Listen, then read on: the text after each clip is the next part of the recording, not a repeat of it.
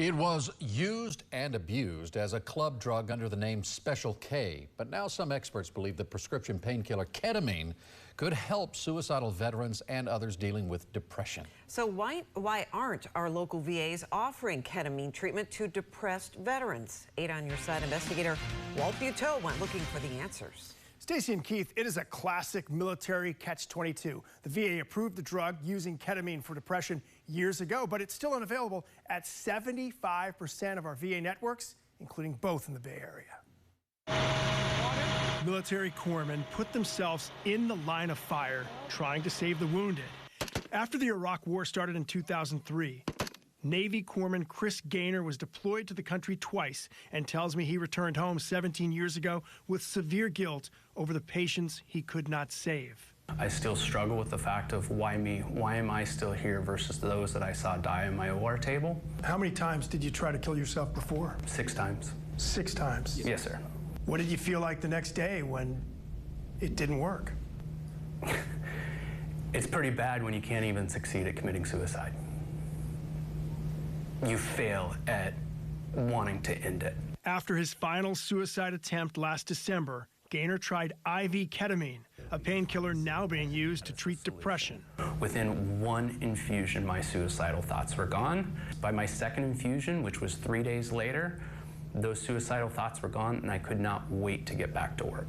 His breakthrough motivated him to open this clinic in Land O'Lakes in August after he was awarded a regional ketamine contract with the VA. The agency approved using the drug for depression more than 4 years ago, but we found out it's still unavailable through the networks of Bay Pines VA in St. Pete and James Haley in Tampa. Gainesville is the only one of Florida's 7 VAs providing ketamine treatment, and across the country, less than 25%, 41 of the 171 VA networks are offering ketamine to depressed veterans.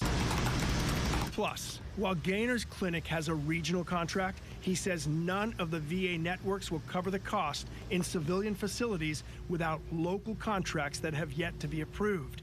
Gaynor tells me he believes time is running out for some veterans who cannot afford the cost without help from the VA. I don't want to think about it because it hurts.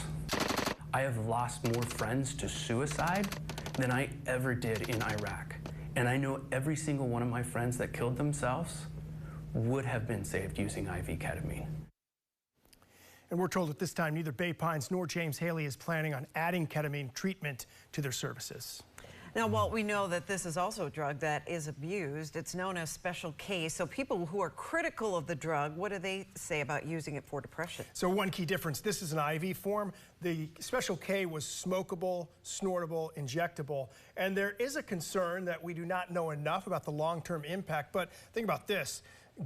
Gaynor points out the long-term impact of depression for some is suicide. So he believes that the long-term impact is not what it could be as far as a bad way, and he believes that the good outweighs the bad. And right now, Gainesville's the only place. Gainesville's the only one in Florida. All right. Yeah. Okay. Thank you, Walt. And if you have something you'd like Walt to investigate, call the 8 on Your Side helpline at 1-800-338-0808.